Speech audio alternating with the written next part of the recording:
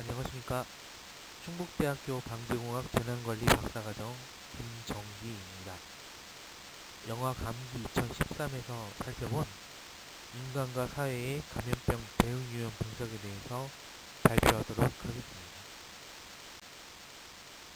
발표 순서는 1번 서론, 2번 영화 감기 2013 스토리, 3번 영화 속에서 본 인간과 사회의 감염병 대응 유형 분석, 4번 감염병 대응에서의 실수 및 과오를 예방하기 위한 대책, 5번 결론 및 시사점 순서로 발표하도록 하겠습니다. 감염병은 인류가 집단 생활을 시작한 이래로 끊임없는 영향을 끼쳐왔습니다.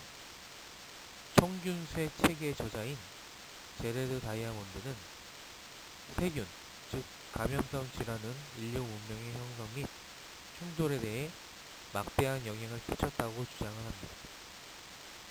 1990년을 기점으로 사회적 환경의 변화에 의한 신종 감염병이 새로 발병하거나 오래된 질병이 다시 출현하는 현상이 증가하였습니다.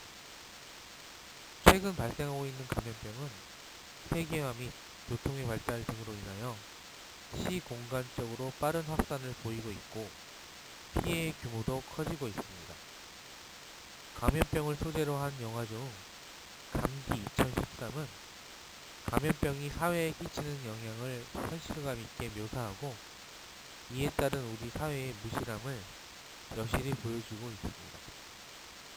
2020년 초부터 발생한 코로나19와 상황이 비슷한 영화 감기 2013을 통해 인간과 사회의 재난 대응 유형을 등장인물들의 실수 및 과오 관점으로 살펴보고 체계적으로 예방하려면 어떻게 해야 할지 생각해보고 실제 적용점을 찾아보는 데 의의를 두었습니다.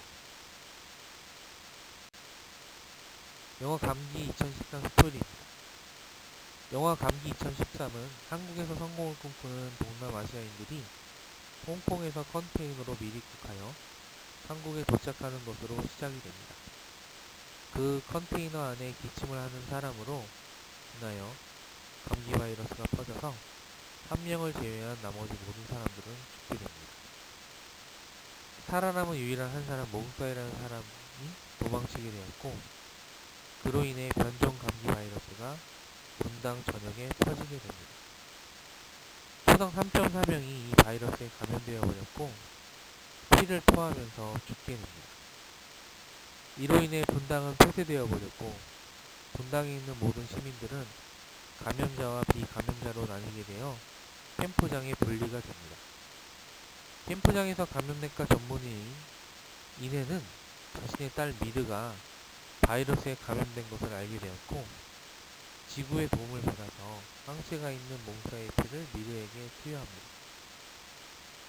48시간이 지나도 캠프장에 있는 사람들을 풀어주지 않아서 분당 시민들은 시위를 하며 캠프장을 빠져나오게 됩니다. 국무총리와 스나이더는 미국 공군을 출동시켜서 도망가는 사람들을 모두 죽이려고 합니다. 하지만 다행히도 대통령이 그들을 막았고 사람들은 살 수 있게 됩니다. 이후 사람들은 미르의 몸속에 생긴 항체를 받아서 살아나게 됩니다. 영화 속에서 본 인간과 사회의 감염병 대응 유형 분석, 실수 및 과오 관점에서 살펴보도록 하겠습니다.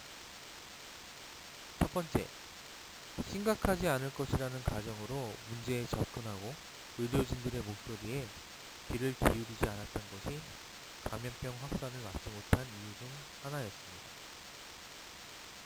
한국에서 최초로 감염된 환자는 미륙자들이 실린 컨테이너 문을 최초로 열었던 남자인데 온 사방을 돌아다니며 기침을 하다가 결국 병원에 실려가게 됩니다. 이 환자의 상태를 살폈던 의사들은 그가 변이된 조류독감 바이러스에 감염되었다는 사실을 질병관리본부에 알렸으나 아직 위험하다고 판단할 근거가 없어서 성급하게 단정 짓지 말라는 답변을 듣게 됩니다. 그리고 최초 감염자가 사망한 이후 감염자가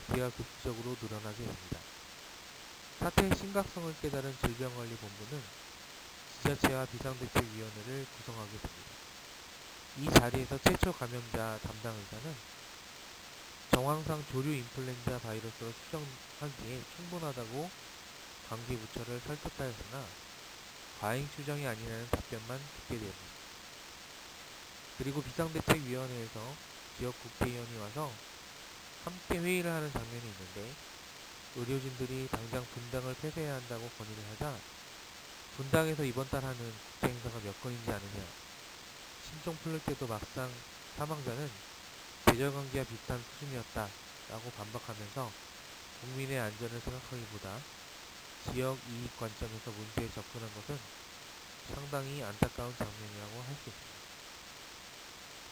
둘째로 감염병 재난 발생 시 정부에서 만들어오는 메뉴율이 없어서 정부 관계자들이 우왕좌왕하는 모습들이 계속 나오고 결국엔 미국에 의존하여 대응해가는 모습을 보여주고 있습니다. 감염병 재난 발생 시 매뉴얼이 구체화되지 않았을 경우 나타내는 문제점으로 볼 수 있습니다. 매뉴얼이 절대적인 정답은 아닐 수 있으나 긴급 상황에서 시행착오를 최소한으로 줄일 수 있는 방안이 될 수가 있습니다. 결국 다른 나라에 의존하여 대응을 해 나갈 수밖에 없는 상황이 만들어지게 되었습니다. 셋째로 국민들에게 전염병 공식 발표를 계속 늦추고 사실을 신속히 보도하지 못하는 행동도 감염병 확산을 막지 못하게 된 이유 중 하나라고 할 수 있습니다. 감염자가 계속해서 늘어나는 가운데 정부는 대국민 담화를 준비하려고 합니다. 하지만 전염병 공식 발표를 할지 도시 폐쇄 조치를 먼저 할지 결정을 하지 못하게 됩니다. 정보를 공개하면 시민들이 혼란을 부추게 된다는 이유로 당장 있을 보궐선거에 악영향을 미칠 것이라는 이유 등으로 먼저 도시를 폐쇄하고 나중에 발표를 하는 정책을 세우게 됩니다. 치사율 100% 전염병에 국민들이 당장 죽게 생겼는데도 선 조치 후 입장 발표라는 결정은 참으로 안타까운 장면이었습니다. 해당 장면도 실제 우리나라에서 나타날 수 있는 상황입니다. 전염병이 확산되는 상황에서 미디어의 역할은 매우 중요하다고 해도 과언이 아닐 것입니다. 많은 국민들이 미디어를 통해 정보를 얻고 행동으로 이어지기 때문입니다. 정부가 판단하고 있는 상황들이 올바르게 신속하게 전해지지 않는다면 사실이 아닌 정보들이 미디어를 통해 전달될 우려가 상당히 크기 때문에 신중하게 생각하고 접근을 해야 할 것입니다. 넷째로 시민들에게 발포 명령을 내려서 무력을 써서 분당을 봉쇄하려고 한 것은 있어서는 안 될 행위였습니다. 서울 쪽으로 확산이 될 수 있다는 급박한 상황이었을 때 분당을 벗어나려고 하는 시민들을 사살하라는 명령이 내려지게 됩니다.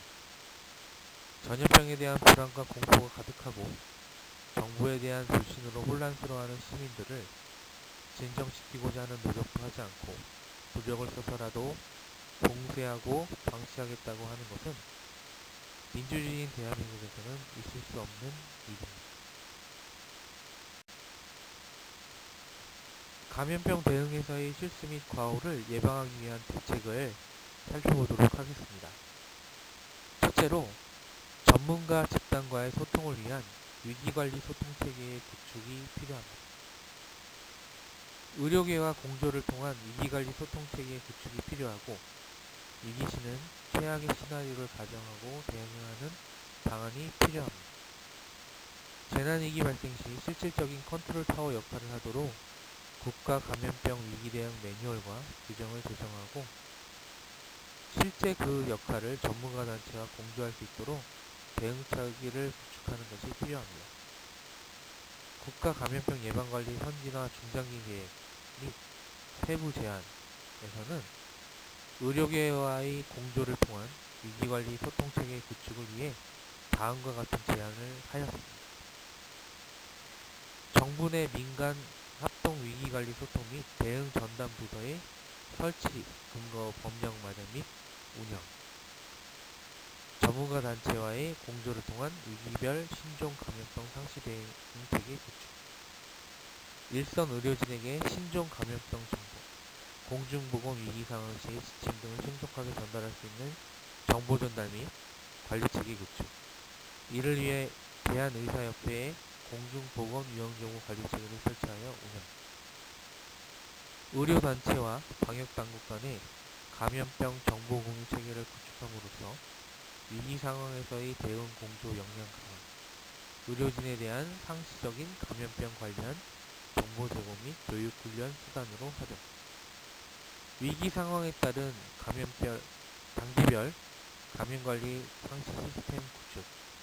이를 지원할 수 있는 웹 기반 정보 시스템을 통해 각 병원 전담 인력, 가용 및 격리 병상, 장비 등의 현황을 공유.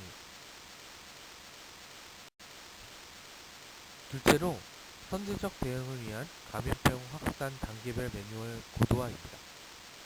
서울시 방역 모델과 감염병 대응체계 발전 방안에서는 감염병 확산 위기 단계별 매뉴얼 고도화를 다음과 같이 제안을 하였습니다.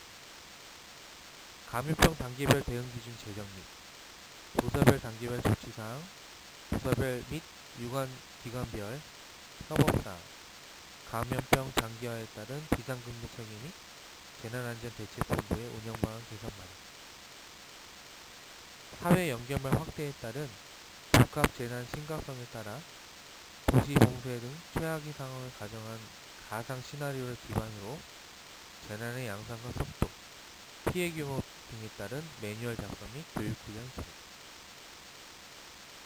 셋째로 올바르고 신속한 정보를 전달할 수 있는 미디어가 될 수 있는 방안을 마련합니다. 위기 상황에서는 대부분 국민들은 정부가 제공하는 정보에 귀를 기울이며 행동을 할 것입니다. 만약 정부가 국민들이 알아야 할 정보들을 신속히 공개를 하지 않거나 정확하지 않은 정보들을 제공한다면 오히려 전염병은 더 확산될 수 있는 위험에 빠질 수밖에 없고 국민들은 더 큰 혼란을 겪게 될 것입니다.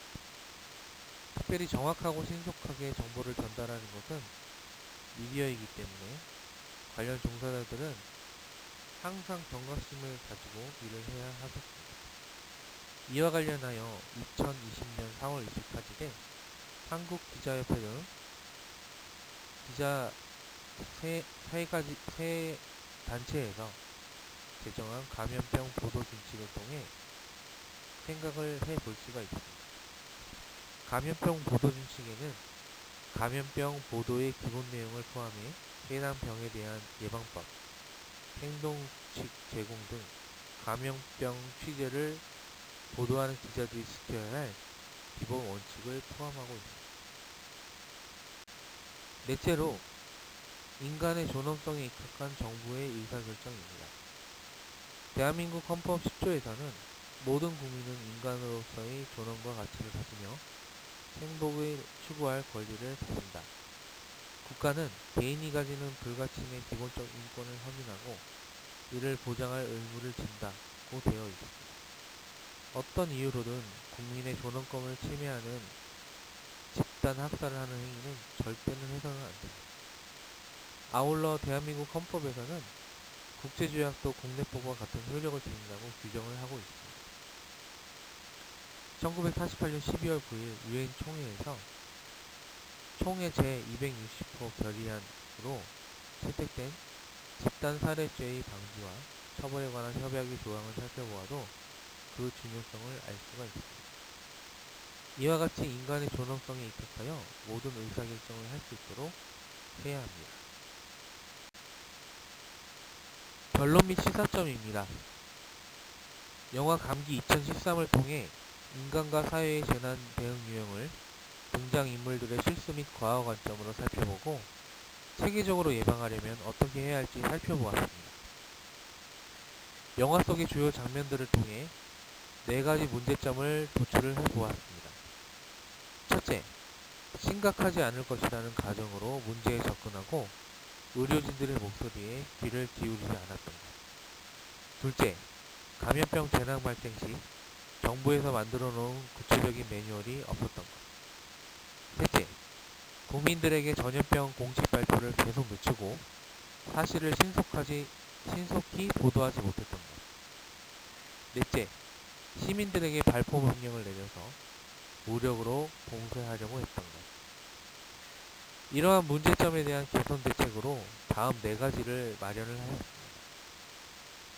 첫째, 전문가 집단과의 소통을 위한 위기관리 소통 체계의 구축을 하였습니다.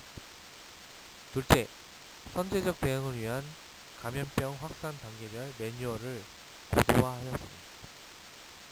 셋째, 올바르고 신속한 정보를 전달할 수 있는 미디어가 될 수 있는 방안을 마련하였습니다. 넷째, 인간의 존엄성에 입각한 정부의 의사결정을 할 수 있도록 대책을 마련하였습니다. 최근 발생하고 있는 재난은 자연재난, 인적재난, 그리고 사회재난과 같이 명확히 구분되기보다는 복합재난의 성격이 강조될 것으로 보입니다. 과거 재난 발생 양상과는 사뭇 다른 추세로 발생하고 있고, 이러한 추세는 장래에 좀 더 빈번하고 다양한 모습으로 대두될 것으로 보입니다. 이러한 복합적인 재난에 대해서 예방하고 대비할 수 있도록 대책을 마련해 놓는다면 향후 발생하는 재난에 대해 피해를 최소화할 수 있을 것입니다.